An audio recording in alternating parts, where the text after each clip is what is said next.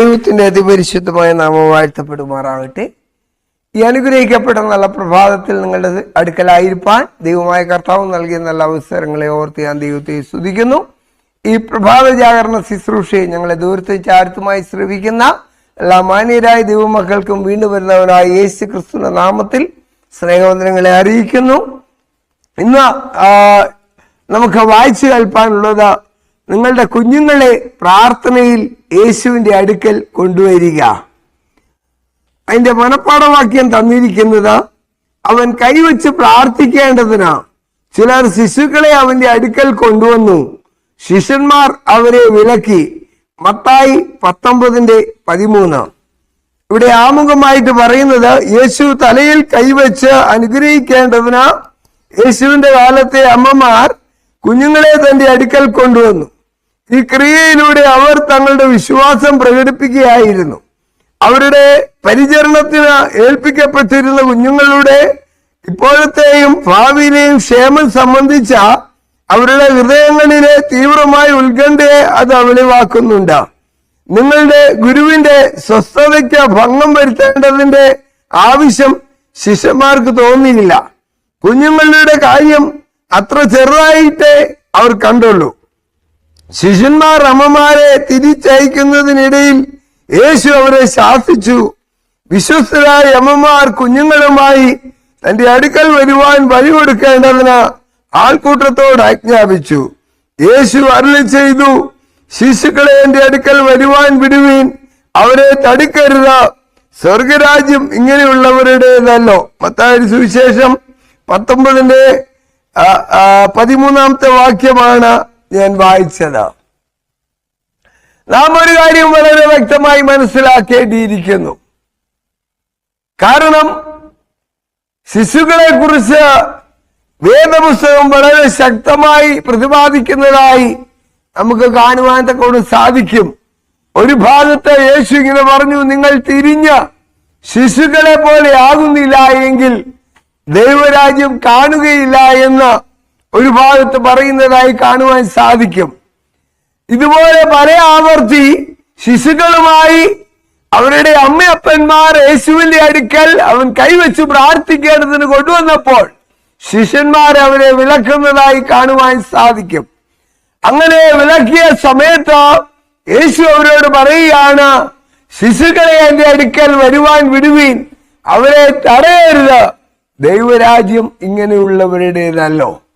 അങ്ങനെയെങ്കിൽ സഹോദരങ്ങളെ, കർത്താവായ യേശു ക്രിസ്തു കൈവച്ച് അനുഗ്രഹിക്കേണ്ടതിന് തലമുറകളുമായി അവയെ കുറിച്ചുള്ളതായ ഭാവിയെ കുറിച്ചുള്ളതായ ഉത്കണ്ഠകൾ കൊണ്ടാകാം ഒരുപക്ഷെ യേശുവിന്റെ അടുക്കൽ അവർ കൊണ്ടുവന്നത്.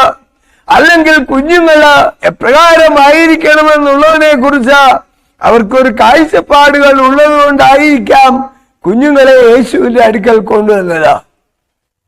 ഈ മാത്രയിൽ തന്നെ കുഞ്ഞുങ്ങളുമായി കടന്നു വരുന്ന മാതാപിതാക്കന്മാരെ കാണുമ്പോൾ ശിക്ഷ വൃത്താന്തം മുഴുവനായിട്ട് കുഞ്ഞുങ്ങളെ തടയുന്നതായി കാണുവാൻ കൊണ്ട് സാധിക്കും. അങ്ങനെയെങ്കിൽ യേശു അതുകൊണ്ടാണ് പറഞ്ഞത്, പൈതങ്ങളെ എന്റെ അടുക്കൽ വരുവാൻ വിടുവീൻ, അവരെ തടയരുത്. ഇതുപോലെ തന്നെ ഒരു കുരുടനായ മനുഷ്യൻ വഴിയരിയിൽ ഇരുന്ന, ദാവീദ് പുത്ര എന്നോട് കരുണ തോന്നണമേ എന്ന് നിലവിളിക്കുമ്പോൾ മിണ്ടാതെ ഇരിക്കാൻ തന്റെ ശിഷ്യന്മാർ ആക്രോശിക്കുന്നതായി കാണുവാൻ കൊണ്ട് സാധിക്കും. അങ്ങനെയെങ്കിൽ അത് നാം അറിയേണ്ടതായ ഒരു പ്രസക്തമായ ഭാഗം എന്ന് പറയുന്നത്, പുത്രനിൽ വിശ്വസിക്കുന്നവന് നിത്യജീവനുണ്ട്, വിശ്വസിക്കാത്തവന് നിത്യജീവനില്ല. സ്വാതന്ത്ര്യത്തിന്റെ തികഞ്ഞ ന്യായപ്രമാണം ഉറ്റുനോക്കുവാൻ ദൈവം പറയുമ്പോൾ മനുഷ്യന്റെ അവകാശത്തിന്മേൽ കടന്നാക്രമണം നടത്തുന്ന വൃത്താന്തത്തെ നമുക്ക് അവിടെ കാണുവാൻ കൊണ്ട് സാധിക്കും.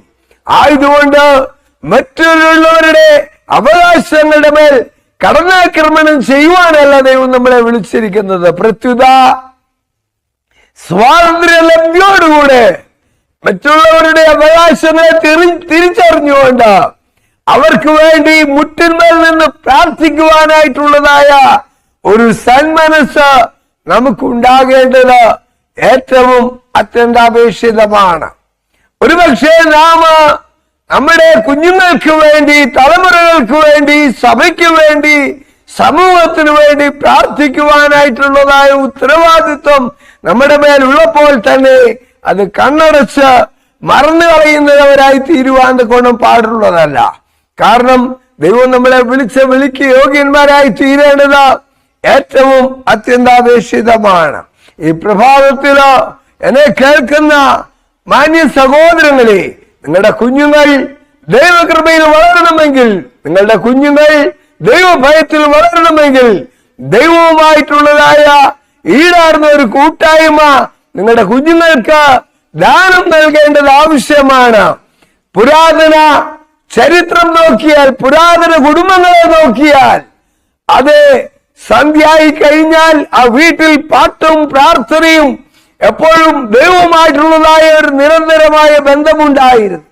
എന്നാൽ ഇന്ന് കുഞ്ഞുങ്ങൾ കമ്പ്യൂട്ടറിന്റെയും മൊബൈലിന്റെയും അതുപോലെ തന്നെ മറ്റുള്ള വസ്തുക്കളുടെ ഒക്കെ മുൻപിൽ ഇരുന്ന സന്ധ്യാപ്രാർത്ഥനകൾ പോലും ഇവിടുത്തെ ക്രൈസ്തവ കുടുംബങ്ങളിൽ നഷ്ടപ്പെട്ടിരിക്കുകയാണ്. അതുകൊണ്ട് ശിഷ്യന്മാർ അല്ലെങ്കിൽ അമ്മയപ്പന്മാർ തങ്ങളുടെ കുഞ്ഞുങ്ങളെ യേശുവിന്റെ അടുക്കൽ കൊണ്ടുവന്നതിന്റെ ഉദ്ദേശം എന്ന് പറയുന്നത് യേശു കൈവച്ചൊന്ന് പ്രാർത്ഥിക്കണം. അതായിരുന്നു അവരുടെ ലക്ഷ്യം. ആ ലക്ഷ്യ സാക്ഷാത്കാരത്തിന് വേണ്ടിയാണ് അവർ തങ്ങളുടെ കുഞ്ഞുങ്ങളെ യേശുവിന്റെ അടുക്കൽ കൊണ്ടുവന്നത്. ആയതുകൊണ്ട് നമ്മുടെ തലമുറകളെ, അത് വിശുദ്ധ വേദപുസ്തകം പറയുന്നു, ബാലൻ നടക്കേണ്ടുന്ന വഴിയിൽ അവനെ അഭ്യസിപ്പിക്ക, അവൻ വൃദ്ധനായാലും അത് വിട്ടുമാറുകയില്ല. ഇന്നത്തെ നഷ്ടപ്പെട്ടുകൊണ്ടിരിക്കുന്ന വക്രവും കോട്ടവുമുള്ള തലമുറയുടെ നടുവിൽ നമ്മുടെ തലമുറകളെ ദൈവാനുഗ്രഹമുള്ളവരായി വളർത്തുവാൻ, അത് ദൈവത്തിന്റെ സ്പർശനമുള്ള കുഞ്ഞുങ്ങളായി വളർത്തുവാൻ, ദൈവിക നന്മകൾ പ്രാപിച്ചവരായി തീർക്കുവാൻ നാം ശ്രമിക്കണം, നാം പ്രാർത്ഥിക്കണം, അതിനായി ഒരുങ്ങണം. ഈ പ്രഭാതത്തിൽ, ഈ നല്ല അവസരത്തിൽ അതിനായി എല്ലാ മാനവ ഹൃദയങ്ങളെയും ദൈവം തുറക്കട്ടെ, അനുഗ്രഹിക്കട്ടെ. ഈ ശബ്ദപരിധിയിൽ കേട്ട എല്ലാവർക്കും ഒരിക്കൽ കൂടി നന്ദി അറിയിച്ചുകൊണ്ട്, ഈ പ്രഭാതത്തിൽ എന്നെ കേട്ട ഏവരെയും ദൈവം അനുഗ്രഹിക്കട്ടെ എന്ന് പ്രാർത്ഥിച്ചുകൊണ്ട് ഞാൻ എന്റെ വാക്കുകൾക്ക് വേഗത്തിൽ വിരാമം കുറിക്കുന്നു. ദൈവം നമ്മെ അനുഗ്രഹിക്കുമാറാവട്ടെ. ആമീൻ. നമുക്കൊരു വാക്ക് പ്രാർത്ഥിക്കാം. നിത്യനും മഹാപരിശുദ്ധനും സ്നേഹസമ്പൂർണമായിരിക്കുന്ന സ്വർഗത്തിലെ ഞങ്ങളുടെ വാഴ്ത്തപ്പെട്ട ദൈവമേ, തിരുനാമത്തിനായി സ്തോത്രം. ഈ പ്രഭാത ജാഗരണ ശുശ്രൂഷയെ ഞങ്ങളെ ശ്രമിച്ച എല്ലാ പ്രിയപ്പെട്ടവർക്കുമായി സ്തോത്രം. അവരുടെ ഹൃദയങ്ങളോട് അവിടുന്ന് സംസാരിക്കണം. അവരുടെ തലമുറകളെ പത്യോപദേശത്തിലും സ്നേഹത്തിലും പോറ്റി വളർത്തുവാൻ, ദൈവകൃപയിൽ പോറ്റി വളർത്തുവാൻ അവരെ സഹായിക്കണം. ഈ ശബ്ദപരിധിയിൽ കേട്ട് എല്ലാവരെയും അനുഗ്രഹിക്കണം.